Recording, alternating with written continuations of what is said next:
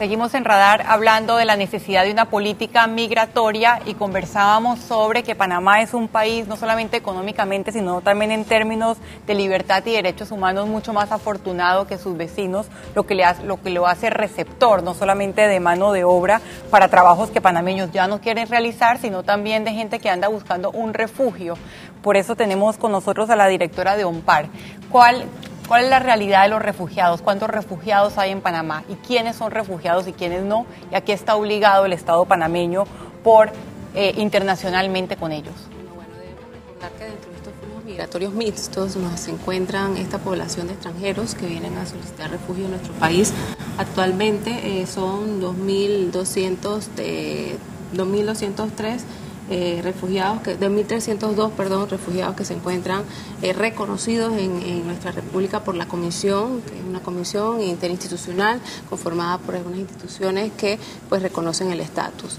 ¿Qué hace que una persona pueda acceder a ese estatus? Por ejemplo, recuerdo que María del Pilar Hurtado intentó ser refugiada, ¿correcto?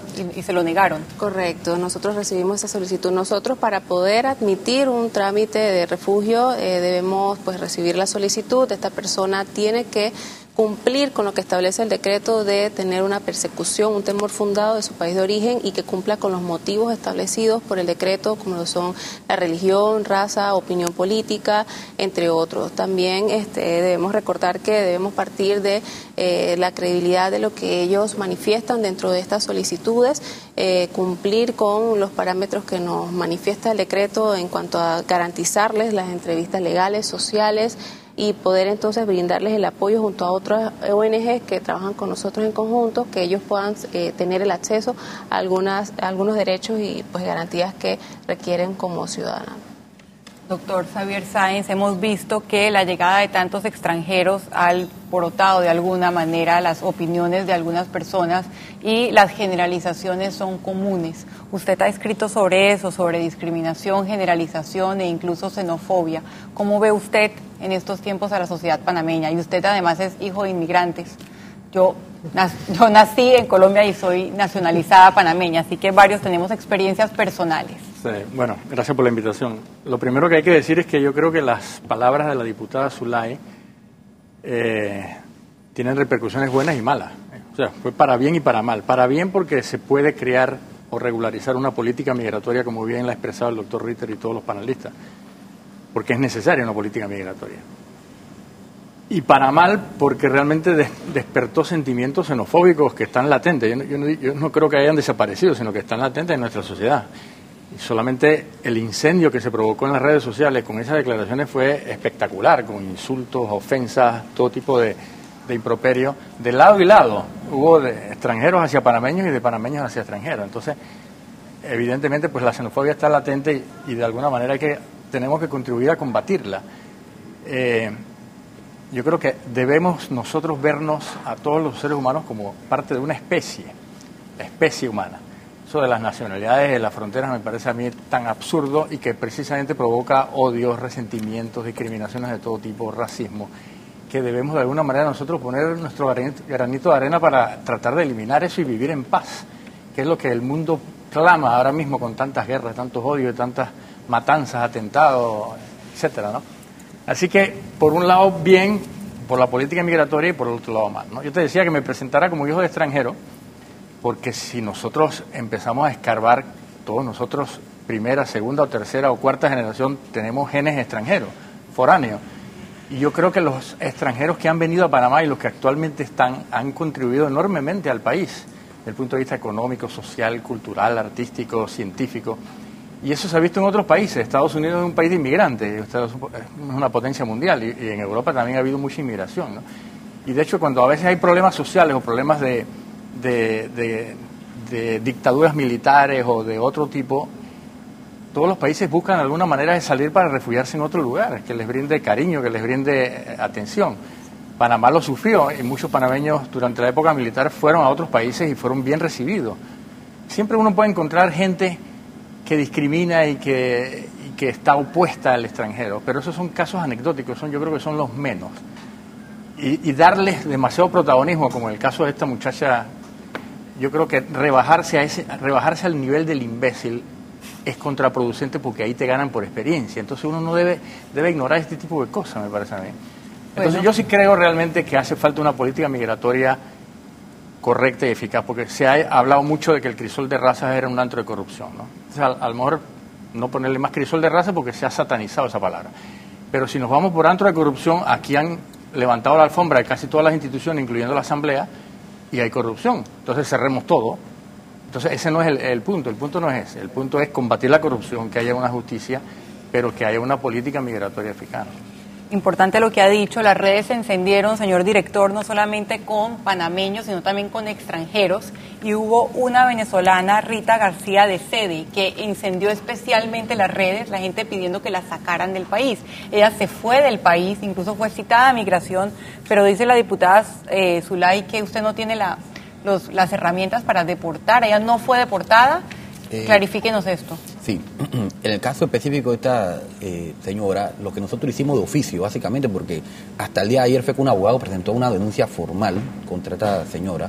No se había presentado antes. Hasta el día de ayer no se había presentado ninguna denuncia formalmente hablando. O sea, nosotros escuchábamos algunos comentarios y gente, amigos que me reenviaban lo que esta señora... Y tuvo repercusiones laborales, se quedó sin trabajo, repercusiones sociales, pero no legales. Bueno, nosotros lo que hicimos en el momento fue ubicar a la señora. Ella está casada con un señor italiano y le retiramos el carnet de residencia que ella tenía para citarla. Pero en ese momento ya ella había tomado la decisión de abandonar el territorio nacional y se retiró. O sea, nosotros no podíamos impedir la salida porque realmente no tenemos la autoridad para impedir la salida de un extranjero del país en ese momento. Así que ella se retiró, nosotros mantenemos el carnet de residencia y si ella retorna nuevamente la citaremos para que ella pueda presentar su descargo, se le respete el debido proceso y se tomará la decisión en base a los elementos de juicio pues, que hayan sido aportados, ahora que haya una denuncia formal y lo que se ha visto en las redes sociales y ver qué decisión se toma, respetándole obviamente todos sus derechos y garantías, ¿no? También mencionó el doctor Sáenz otra cosa muy importante y es la corrupción dentro de migración. Estamos viendo titulares todos los días. ¿Qué pasos ha dado usted para limpiar esta institución que gobierno tras gobierno es blanco de denuncias de corrupción? Muy buena pregunta que me haya hecho. Esos temas que están saliendo ahora de corrupción son temas del 2011 hacia atrás, antes de mi llegada. Eso en ese momento fue un escándalo nacional y eso motivó la salida de la antigua directora María Cristina González. Y mi llegada a la institución. Nosotros hemos hecho un esfuerzo inmenso para sanar la institución y no he escuchado de casos graves de corrupción y migración en los últimos años. El tema de que si crisol de raza es corrupción, el crisol de raza era de puertas abiertas. De hecho, los primeros que estaban ahí eran los medios de comunicación con sus carros, con sus antenas, transmitiendo en vivo. Era de puertas abiertas y nunca hubo una denuncia al día de hoy de un extranjero que haya manifestado temas de corrupción en el crisol de raza. Eso es un tema que se está diciendo ahora, pero nadie, ninguno de los 57.000 extranjeros que se legalizó, lo he visto en ningún medio de comunicación diciendo que pagó una coima para que le arreglaran el papel.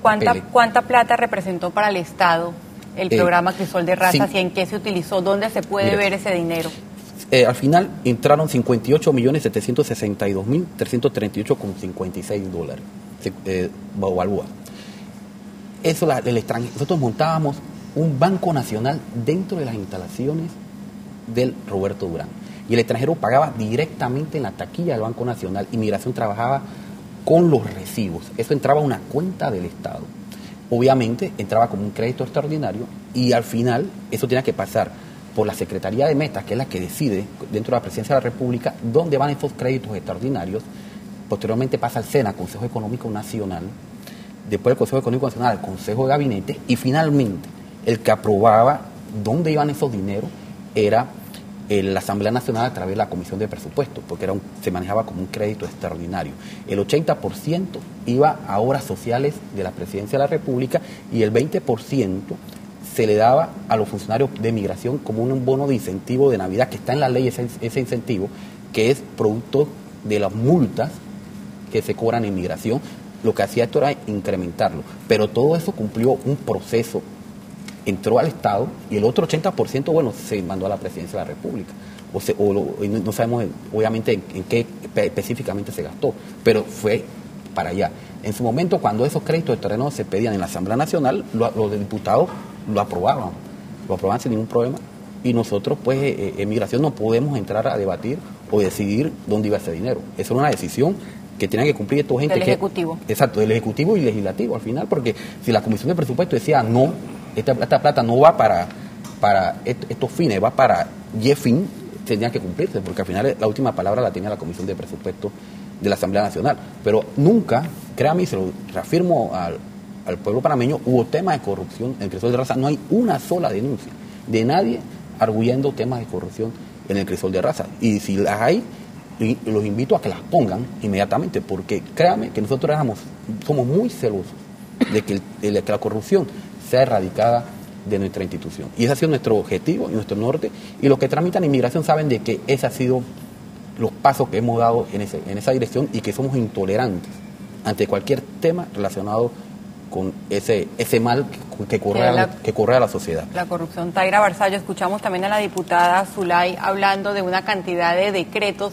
mediante los cuales se modificaba esa ley que usted fue parte de su creación, la ley de migración. Su posición sobre eso, ¿qué aportó la ley a la legislación panameña? Gracias. La ley data de 2008. Antes del 2008 teníamos una normativa de 60 años atrás, totalmente discrecional por parte del director para decidir absolutamente todo, hasta el último requisito de cualquiera de los tipos de visas que existían. La ley limitó los poderes del director de migración, dice usted. Los limitó, los estableció por norma, y se establecieron requisitos comunes para todos los diferentes tipos de permisos de residencia. Se establecieron los términos adecuados para denominar las diferencias de las residencias entre residencias temporales, residencias permanentes, las visas de entrada, las visas de salida. Se establecieron los costos de cada uno de los procesos para que no fuera a discreción del director que decidiera cuánto iba a costar un proceso, cuándo se iba a exonerar a otra persona, y se establecieron, a mi parecer, las reglas claras sobre los términos y condiciones para que un extranjero se estableciera en Panamá. Obviamente, la realidad que vivía Panamá en el 2008, en el 2009, cuando se reglamentó ese decreto ley, era un contexto. Posteriormente se crearon a través de decretos ejecutivos que no suman más de 20, y que la mayoría fue en el gobierno pasado del señor Martinelli. Modificaron algunas normas. De esas normas, solo una pasó por la Asamblea, y que fue, si el director no me deja mentir, el tema del permiso de residencia para los beisbolistas o los deportistas. Realmente reglamentar a los deportistas extranjeros a través de ley y sus requisitos, para eso está de repente el Ejecutivo, que viendo la necesidad de que hay deportistas extranjeros que vienen a jugar ciertas temporadas, haga un decreto ejecutivo que reglamente ese tipo de situaciones, y así sucesivamente. Hay cosas que van pasando en la vida diaria del país que requieren una cierta flexibilidad de parte del Ejecutivo de guiar cuál es su política migratoria sobre ese tema. Entonces, por eso a mí me parece que está bien que se haga así, y los demás países también lo hacen así. Si cada vez que el país vive una realidad diferente sobre un aspecto sencillo de la vida, se lleva a la Asamblea a discutir los requisitos, que si se presenta pasaporte, si no se representa pasaporte, si se pide esto, si se pide el otro, realmente me parece que es un poquito innecesario, y que más bien los técnicos, que son los de migración, deben proponer al Ejecutivo, y el Ejecutivo tomar una decisión. Con respecto al Crisol de Raza, que es un decreto ejecutivo creado por la administración pasada, el presidente invitó al presidente Varela, deróguelo, hace un decreto ejecutivo derogándolo, y se acabó. ¿Por qué? Porque existe la estructura de Kelsen, en donde la ley, el decreto, en este caso el decreto ley y el decreto ejecutivo, lo eliminas con otro decreto de igual nivel. Es así de sencillo, y no se requiere ni siquiera la polémica que se ha ocasionado, porque definitivamente creo que hay consenso a nivel nacional y también entre los expertos de la mesa de que Crisol de Razas cumplió su cometido, y que es hora de avanzar en una política migratoria mucho más comprensiva a las realidades del momento. Usted quédese en Radar, recuerde que aquí estará también Miguel Antonio Bernal.